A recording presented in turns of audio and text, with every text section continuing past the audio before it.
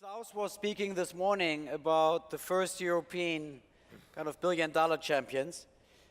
We have been thinking of BlaBlaCar because, as I'm not mistaken, you have raised how much money until now? Is it a public number? Yeah, it's a public number. So we raised, recently we raised $100 million. Before that, actually, we haven't raised that much. We raised 10 million actually 2.5 years ago and roughly $2 million before that. So all in all, probably 112, sorry. So you raised over $100 million pre-IPO or pre-exit, or however you call it, venture capital, which doesn't happen a lot in Europe, so congratulations for that. Now tell us, BlaBlaCar, what is it? Yeah, so the service is pretty simple. So it's a city-to-city ride-sharing service. So essentially the way it works, very basically, it's a marketplace between drivers and passengers. So as a driver, for example, in the UK, if you're driving from, let's say, London to Manchester and you have an empty seat, you would go on BlaBlaCar and you would say, hey, I'm driving this Friday from London to Manchester, I have 3 empty seats, and you end up sharing this ride with passengers going the same way. And passengers end up booking those empty seats at a very low price and riding with you. So you're filling up the unused seats in cars, and I believe that you're targeting mainly private people, or are you competing with Uber?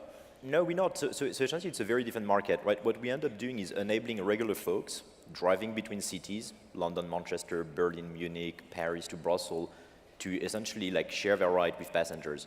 So the paradigm is completely different because you essentially end up on a paradigm of like cost sharing, right? So you have a driver going there anyway, saying, hey, I have 3 empty seats, and you have 1, 2, or 3 passengers, or sometimes more actually, booking those empty seats.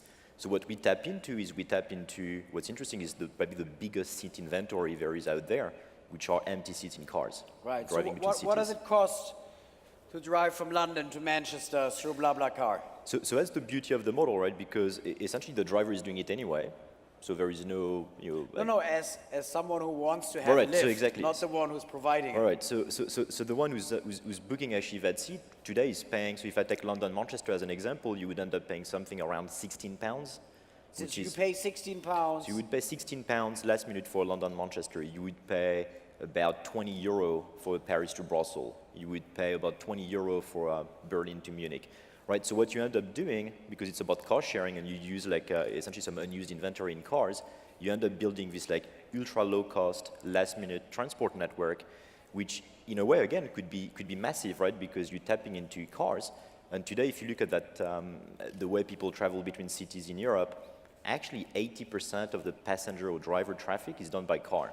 So there are more people driving actually from Hamburg to Berlin, for example, than actually taking the bus or the train. So as you unlock this seat inventory, you create not only a low-cost transport network, you actually create potentially like a huge transport network on a global scale, right? So you raised a lot of money, so Yep. I believe what you do is not just good to the environment, but it's also good to your shareholders.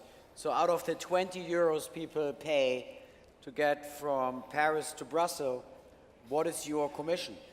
Yeah, so essentially we have 2 models. So the first model, and I'll get to the answer, but we have 2 models. When we start a new country, actually we don't monetize the marketplace. So it's all about like creating liquidity, educating the market, which for us is a big challenge, right? Because if you look at this community we're creating, you're completely changing behavior, right? You're creating this new behavior of, okay, I'm going to offer empty seats into my car, and then passengers are going to book into that car. So it takes time essentially to educate the market and create the community. So the €20 at the beginning goes straight to the driver. So we essentially manage the interaction. We create this trusted community where people give us information, rate each other. But the €20 at the beginning go cash, essentially the cash transaction in the car. Then at some point we introduce an online booking system where people end up like booking essentially a BlaBlaCar just like they would book like a plane ticket or a bus ticket. And then we end up taking a fee, which varies a bit depending on how. So you make money with we make money on the transaction. The pieces of the trip around the one you facilitate. So you're assuming there's either before or after a train ride or a plane ride, and that's where you make a commission on. Yeah, exactly. So essentially, if you're offering your seat at €20, I'm probably going to end up paying 22 or 23 to BlaBlaCar. We manage the entire transaction, and we make about 12 to 14% on that transaction. And that's the business model we started actually in France, actually, maybe 2 years ago now, 2-3 years ago, and we are rolling out the model in every country. Yeah. But again, we go through two phases. And as I remember, we used to have Yuri Levine from Waze at NOAH, I think 3 years in a row, and the last year he wasn't allowed to come because I think Google bought the business, and Waze didn't have huge revenues, and they did quite well. So revenues, especially when you have raised over 100 million, don't seem to be the first concern on top of your mind. Well, I mean, yeah, I'm not sure I would say that actually. I mean, the way we see that is essentially we track transactions, right? So what we do is in all these countries we end up having lots of people traveling together, right? So essentially, if you think of that as like what's the GMV, I mean, what's the overall amount of money being transacted by the BlaBlaCar community, that's what we track, and that's how you track value in many ways, right? I mean, both financial value, but also like how much value you create for your members, right? So it's all the guys traveling for free. And then over time, essentially, if you demonstrate you have like a revenue model, because we already monetize France, we already monetize Spain, then essentially today, yeah, we're not in a hurry to go and monetize countries as fast as we can. We're actually in a hurry to grow the community on a global scale. So how you roll out? You raised $112 million. What is the use of proceeds? Yeah, so if I go back in time before we get to the $100 million, 2.5 years ago we raised 10 million, right? And back then the idea was, how do we get this French community to become a European community, right? Which is always a challenge for European companies that tend to be stuck in one country and then they have a hard time to scale. And there are a lot of models. I think there's a traffic, there's like a traffic app in France which tells you where the speed cameras are. Yep. It's a very French phenomena. So how are you making yourself un-French? So we studied that pretty early on, right? So the way we un-Frenched, I guess, the company was, it's a choice pretty early on, right? So when we raised, again, like 2.5 years ago. You raised from non-French investors, I guess. We raised from Accel Partners back then, and before that, actually, before that we raised from Isaïe, which is a French investor, so that was during the phase of like proving the business model in France. Then we raised 10 from Accel, and back then it was, how do we scale this thing across Europe? And we've done that by essentially several things.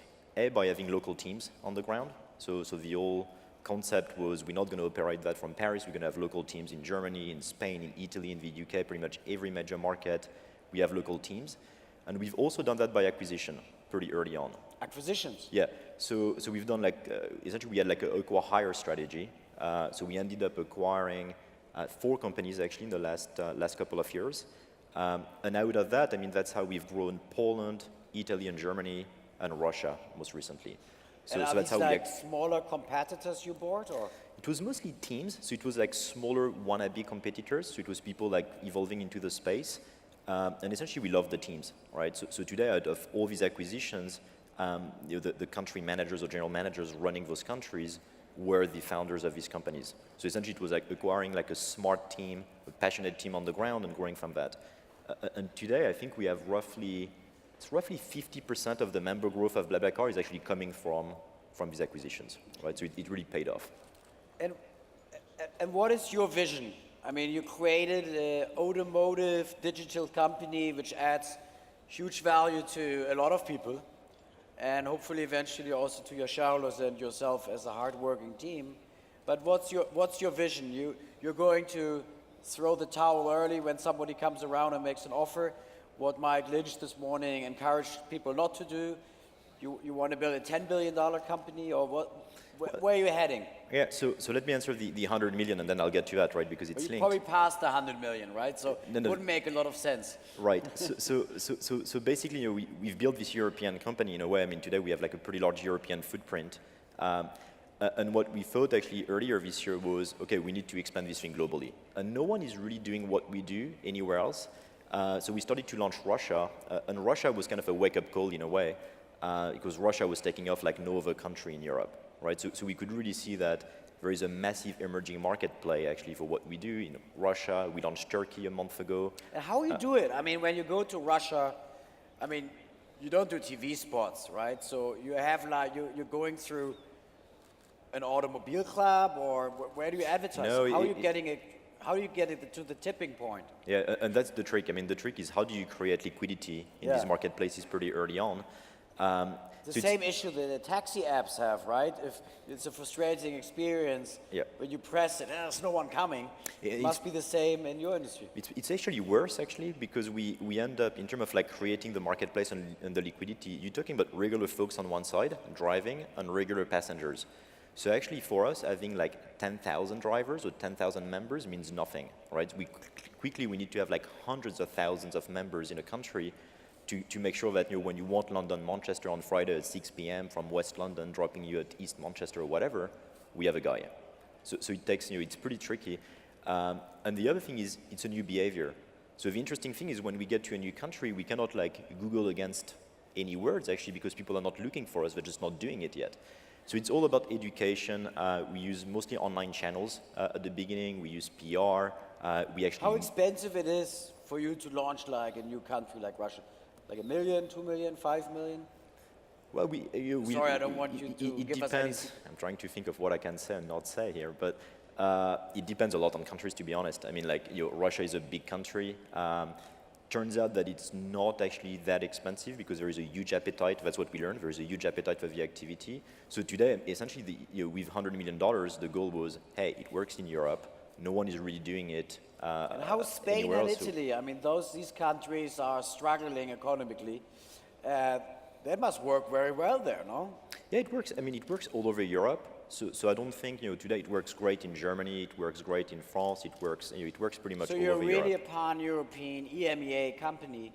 And how big is France now in percent of total, roughly? So, I mean, today it's less of half of the community. It's only half now. It's less than half, but it's 25% of the growth, right? So today, like 80% of the user growth and usage growth is already outside, which, like 3 years ago, if we had talked 3 years ago, it was like 99% essentially. So when you were here last year, I think we discussed that you transported more people than the Eurostar in the tunnel. If we look at that today, how many more transports of people you arranged? Yeah, so I think last year we were just getting to, and it was an interesting figure, we were just getting to like 800K passengers per month. I mean, today it's over 2 million, right? So we get over 2 million people actually traveling by BlaBlaCar in Europe. So it's like 2 or 3 times the Eurostar, essentially. So 2 million a month. 2 million a month, yeah. And are these repetitive users Yeah, on both sides? Yeah, actually, that's kind of the beauty of the activity. I mean, there is like, essentially there is a super high repeat rate because, as a driver, if you discover, hey, you know what, when I'm driving from Berlin to Munich, I can actually make money and offset my cost, why would you stop, right? The only reason you stop is that you stop doing this route, which people don't because typically it's like they do that for a life reason, they have a house somewhere, they work somewhere else, they go on a weekend to see some friends or family. So we see, like, especially on the driver side, we see an extreme stickiness of the members. And same thing on the passenger side, because the day you start to offer a ride at like 20 euro, when anything else is like 40 to 100 euro, Yeah. it Is becomes a there no-brainer. Is there even like an opportunity to switch to a subscription model and address the commuters? It could. I think it's a different market because like you talk about like a very high repeat market where people tend to know each other.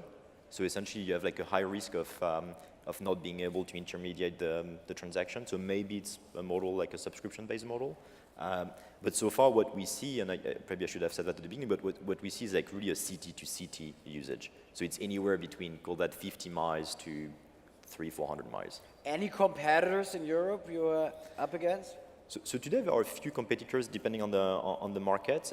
I would say it's kind of interesting because we're still in this phase where we're not really in the competition mode. So when we enter, like, I mean, essentially every market we opened, almost every market we opened, there was no competition, right? So the challenge, and still today in Turkey, in Russia, in every new market where we're going to go to, the challenge is how do you create the community, how do you educate people, and how do you convince them, by creating a trusted community, that it's okay to offer Talk your about the MCs. trusted community. I believe when you drive next to someone for a very long time, there must have been some marriages coming out of that, no? We have lots of things, right? So if you think of the beauty of the activity, actually, we end up, it's one of these rare like online activity that brings people offline. So if we count like the number of the human connections or human connections hours we create, it's humongous, right? Because we put like 2 million guys in cars for like 3 to 4 hours. So You yes, have like feedbacks for driver and passenger, a la Amazon? yeah.